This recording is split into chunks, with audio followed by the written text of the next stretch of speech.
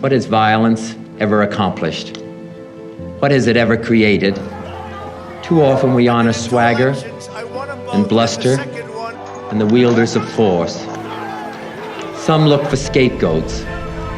Others look for conspiracies. And an uncontrolled or uncontrollable mob is only the voice of madness, not the voice of the people. I also want to tell you about our next meeting on Sunday, February 12th at 2 p.m., same time, same channel, Pacific Standard Time. I will be doing a presentation on the origins and importance of individual rights. We will be reviewing Professor Larry Seidentop's book, Inventing the Individual, The Origins of Western Liberalism, if you can see that. Then we will have a discussion and end with an action to defend individual, civil, and human rights. So to register, go to tinyurl.com/liberal origins. And we've just released our discussion of term limits in the city of Whittier for city council. And also check out our show on lessons for Democrats from the 2022 election on our YouTube page. And you can find that at youtube.com/@Truth and Democracy Coalition. And remember to please like and share and subscribe. I put myself through school as a single mother. I did not have the time nor the money to come down here and deal with this idiocracy of fraudulent voter claims. I didn't have time for it. There are working families who cannot come down here on a Tuesday at 10 a.m. to testify. That doesn't mean they don't live here, and it doesn't mean they don't vote here. Voting is a very sacred right, and it should be easy for all registered voters in Washoe County to exercise that right. At least half a dozen of these measures are not permitted by the Board of Commissioners. Several others are the exact opposite of making it easy for voters to cast their ballots.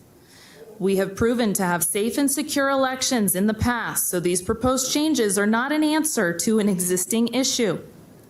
I have voted in every election since I was of age to vote in 2008. Each time I have voted, I used an electronic voting machine. None of these elections were fraudulent, nor were they fraught with voter fraud claims. Limiting access to electronic voting machines will cause extreme wait times, which will discourage voters and create barriers to them being able to cast their ballot. Think about, like I've already stated, working parents, single mothers, single fathers who want to exercise their right to vote. They need to take time off work, get a babysitter, or bring their children with them. These choices are made infinitely harder when a person has to wait hours and hours to vote. We all want our elections to be safe, secure, and easy. Our democracy and freedom depend on our right to cast a vote in each election. Undermining that right by restricting access to voting is dangerous, especially when it is based on unsubstantiated claims of voter fraud.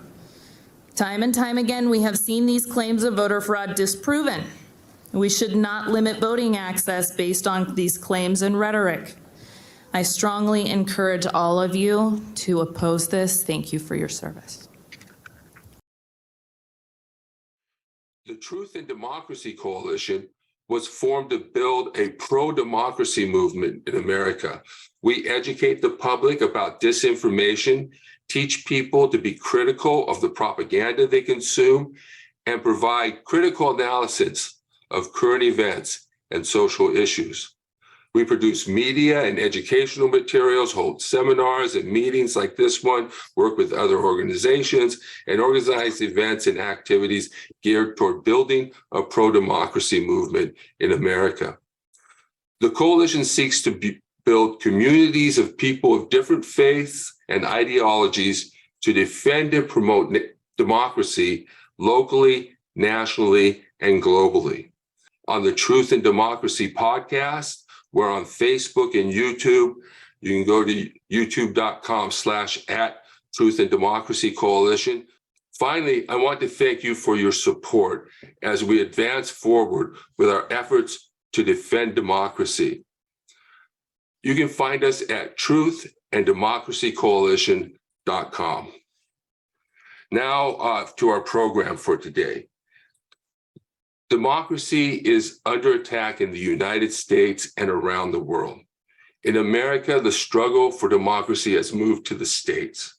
Laws making it more difficult to vote and allowing partisan officials to overturn election results have been proposed in state houses across the nation. Your vote at risk. The independent state legislature theory explained. So even though elections for Congress and the president are federal, state lawmakers currently set most of the important details, like how voters register and what times polls open and close. But too many state lawmakers abuse that authority. They manipulate districts to keep their party in power. That's called gerrymandering. Or they make it harder for people who oppose them to register and vote. That's voter suppression. And lately, Congress has been too gridlocked to stop them. So who protects your right to vote? Well, for more than 200 years, governors, state judges, and state constitutions have played a critical role. When state legislatures tried to grab too much power, governors vetoed them, state courts struck them down, and state constitutions set important boundaries. These are the checks and balances that protect your vote. But these guys are asking the Supreme Court to abandon that history, to eliminate checks on their power so they have nearly absolute control over elections. If they win, lawmakers in your state could eliminate voting by mail, early voting, and automatic voter registration. They could set up endless barriers to prevent you from voting. And they could gerrymander you, making your vote meaningless, all to keep their party in power. And there would be nothing you could do about it. This is what the independent state legislature theory is all about. It's an attack on our system of checks and balances, and it would create chaos in our elections. Our democracy works best when power is shared, not abused. These types of voter suppression bills are not limited to state governments. Local governments also seek to suppress the vote in order to hold on to power. Stephanie Vallejo is the leader of the Friendly Hills Neighborhood Organization, a group advocating for term limits for Whittier City Council. She accuses council members of unethical behavior and says that the city government lacks transparency. Some of the city leaders, she alleges, are not following Fair Political Practice Commission regulations regarding political records and allowing unfettered lobbying by the construction industry, leading to gentrification. In recent years, the city council moved city elections to a more expensive off-cycle election day, meaning the election is not on the regular election day. Instead, it's on another day, forcing people to come out to vote just to vote for city council. With fewer people going to the polls, this helps them control the outcome of the election. It reduces turnout, and that's their way of controlling the outcome of the election and suppressing our vote. And many of the same council's members have been on the council for over 18 years, and community activists complain that the council is unresponsive to the demands of the community. So join us as we lift up this local activist and organize locally to promote, defend, and protect democracy. Welcome, Stephanie. Thank you. Thank you for having me. I appreciate it. All right. Thank you very much. Hello there. You go. How are you? Good, good. Go ahead, Joe. Yeah, I decided to listen in because of term limits, and I am against term limits because I feel that I have the constitutional right to vote whoever I want to, and then these other people are saying, no, you cannot vote for that person. I'm taking away your constitutional right to vote for someone. And I think that is terrible. If you don't like someone on the council, run someone that you agree with and have a fair battle, one-on-one, or whatever it is. But you should never deny a person the right to vote. And number two, because it's really constitutional. And also, look into the history of Tip O'Neill, the Speaker of the House. I grew up in the Boston area. I live in Iowa now, and he was elected and reelected tremendous amount of times, and he was a very good speaker. He worked with President Reagan, and everything. And about when you first talked about when you started your committee, you invited the mayor to come. What's your name, Stephanie? Yes, sir. Hi there. Hi. Did you thank the mayor for coming? Did I think he was going to come? No, did you thank him? Oh, yes. I thank everybody for coming. Yes. Okay. And did you offer him allowed to speak? Yes. They Okay, were all very offered the opportunity to speak. Okay, very good. But you did not invite the developer, is that correct? We did at a later time. Okay, but the first time you didn't. No. Okay, in politics, you win some battles by showing the other person is against you. If you invited him and the developer did not show up, you can always say, hey, I try to have a nice, open, fair meeting. Everybody could come and speak. But that developer refused to accept my invitation. And that is a lot more powerful than saying, I didn't invite him.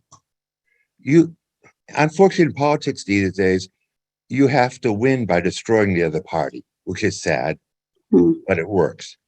And if you could have gained brownie points by saying, I invited the developer, I would have introduced him, I would have allowed him to speak for 5, 10, as long as he wanted. But he refused my invitation. And when you don't invite someone, that makes you look on the bad side. So if you want to win battles, have a forum where your opponent is standing right next to you and people from the audience can ask questions directly. And that is how you win battles in politics these days. But especially about term limits. Don't ever deny me the right who I can vote for.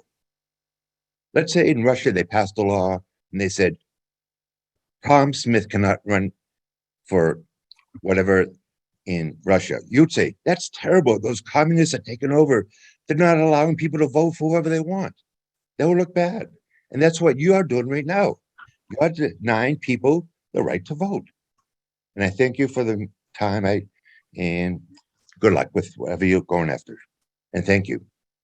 Thank you, Joe, for your comments. We really like to hear from people who have different opinions, because that's part of the show in reaching out to the middle of the country, rebuilding the middle, is to understand one another and to listen to what other people say and to acknowledge that everybody has an important contribution to make. I know we have term limits throughout the country and for senators. Well, they're not term limits for the federal, but we do have term limits in different, we have that in California. And I haven't always been in favor of them either, because sometimes I think they're used because one party thinks they're going to gain an advantage somehow. But do you have a response to that, Stephanie? Well, I want to say that I didn't give the whole story about the development, and we did eventually end up inviting him, and we gave him the floor, and he spoke. He had an hour to speak to us. There's a lot more information that I left out that was, I didn't want to overshare because this wasn't really about that. It was about term limits, but I agree with you. I mean, I can understand Joel, what you said, that you have the right to vote for someone. It is a term limit is a measure that's giving everybody the opportunity to decide if they want to put term limits or not. It could go on the ballot, and our city of Whittier residents could decide they don't want term limits. So I think you have the right to vote for whoever you want, and I have the right to put a measure on the ballot. But you're denying my candidate to be on the ballot. I totally understand that. I totally understand. But the problem with incumbents, 80% of incumbents get most of the donations. They have name notoriety. People see the name, they recognize it, they vote for him, not because maybe they like him, they know what he stands for. They just recognize the name, and it's a lot harder for somebody who's never ran to win an office, and that's why the incumbent usually wins. In our city, that's the case. Our council members are raking in $50,000-$60,000 per election, each one of them. That's a lot of money, and they're getting a lot of contributions from outside people from our city. A lot of development contributions, a lot of union, the building association industry are just outside influence. And this is part of the other reason why we want term limits. But I understand your point of view. It's a good one, and I respect it. Can I ask you, is this Whittier, California, Richard Nixon Whittier? Whittier, California. Yes. Okay, Yes, very Nixon. good. Yeah. Okay, Thank you, sir. Yeah, Very good. my first law office was in the same building where his first law office was. Yeah. Yes. So thank you, Joe. We do have term you. limits, like for the president. So it is built into our system. There is some reason for it, but there also is that, career politicians gain experience. You wouldn't necessarily fire an employer or an employee, after 5-6 years of service. You're just getting their best thing. But then also we have a system. Yeah. Well, like President Roosevelt, FDR, his greatest years was his last 7 years in his third and fourth term. Yeah. And you people would have said, no, after 2 terms, no more FDR. This country would have been a hell of a lot different. Oh, dear. Thank you, Joe. Bye-bye. Thank you. All right. I tell you what, let's go to Dr. Schultz. Well, this is Dr. Marcia, and I welcome Stephanie.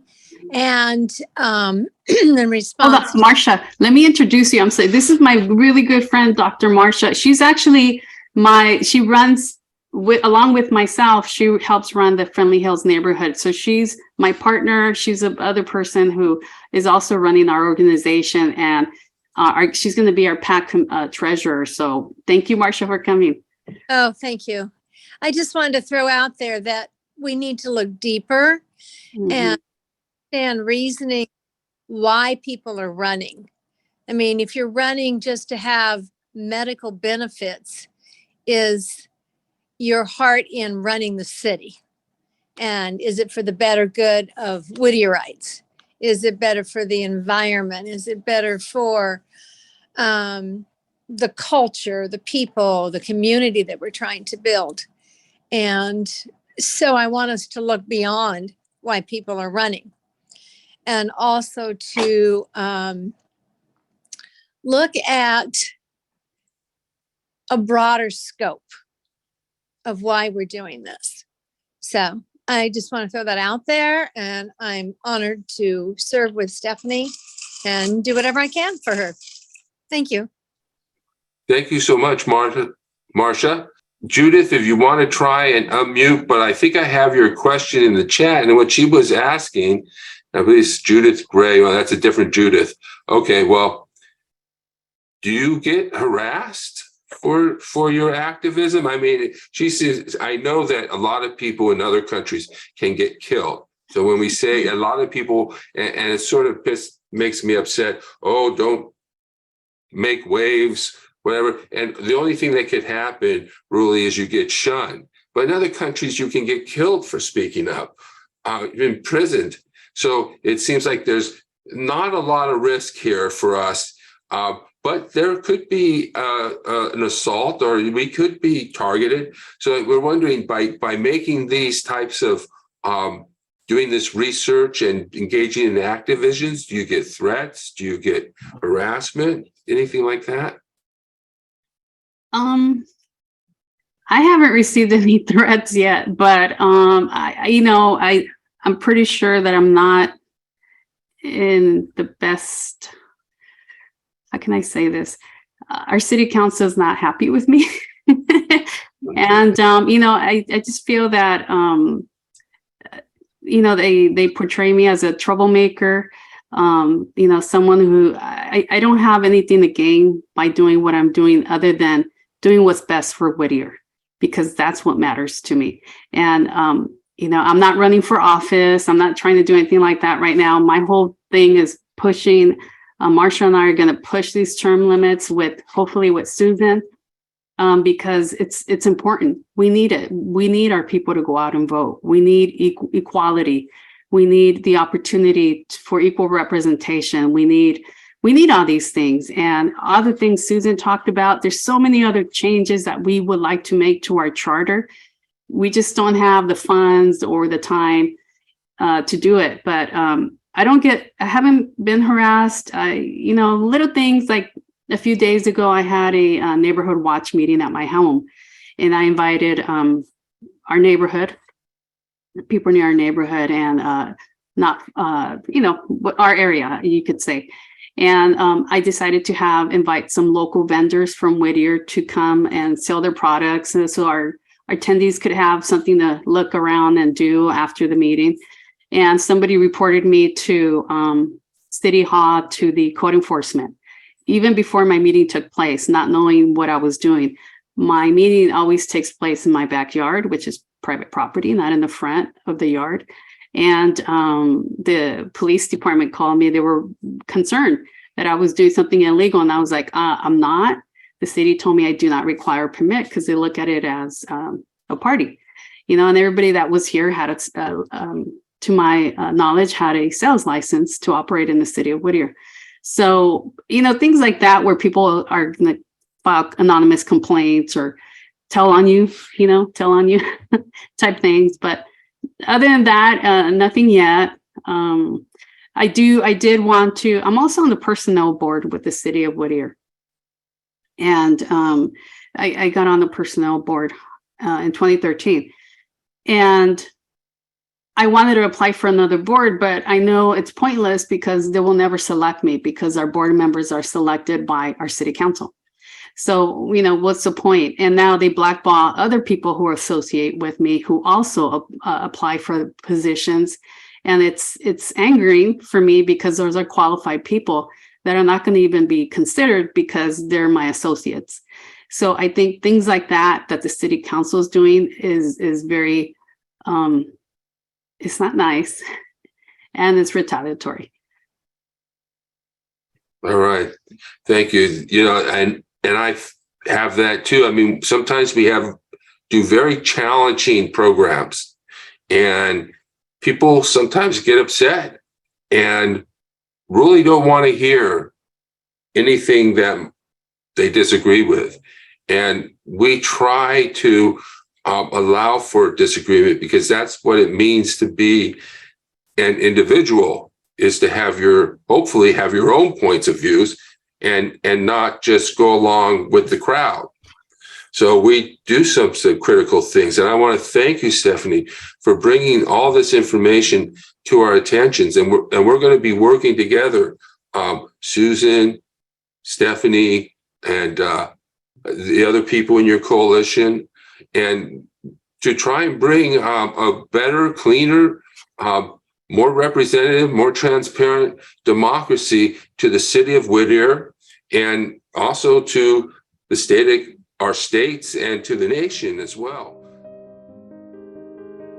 2 years ago, on January the 6th, our democracy was attacked. A violent mob of insurrectionists assaulted law enforcement, vandalized sacred halls, hunted down elected officials, all for the purpose to attempt to overthrow the will of the people. We honor a remarkable group of Americans who embodied the best before, during, and after January the 6th, 2021. I'm bestowing the Presidential Citizens Medal, one of our nation's highest civilian honors. It recognizes, quote, citizens of the United States of America who have performed exemplary deeds of service for their country or their fellow citizens. This is who these people, these extraordinary Americans are. Heroic law enforcement officers, and history will remember your names. They'll remember your courage. They'll remember your bravery. They'll remember your extraordinary commitments to your fellow Americans. It's not exaggeration to say America owes you all. I really mean this. A debt of gratitude, one we can never fully repay unless we live up to what you did. Today, is a ceremony to honor heroes of January 6th. As I've said before, we face an inflection point in our nation's history. On January 6th is a reminder that there's nothing guaranteed about our democracy. And defending and protecting our democracy also means that despite our differences of opinion, we must say clearly, with a united voice, that there's no place, none, zero place in America for voter intimidation, zero, never, and political violence. They're completely contrary to the notion of democracy.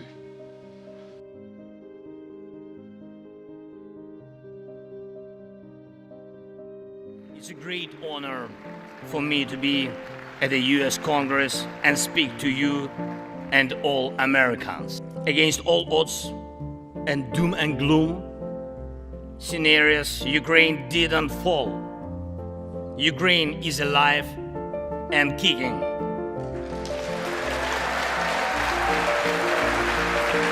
Your money is not charity. It's an investment in the global security and democracy that we handle in the most responsible way. Each of you, ladies and gentlemen, can assist in the implementation to ensure that America's leadership remains solid, bicameral, and bipartisan. Your well-being is the product of your national security, the result of your struggle for independence and your many victories. We, Ukrainians, will also go through our war of independence and freedom with dignity and success. And we don't have to know everyone's wish, as we know that all of us, millions of Ukrainians, wish the same: victory. Only victory. This flag is a symbol of our victory.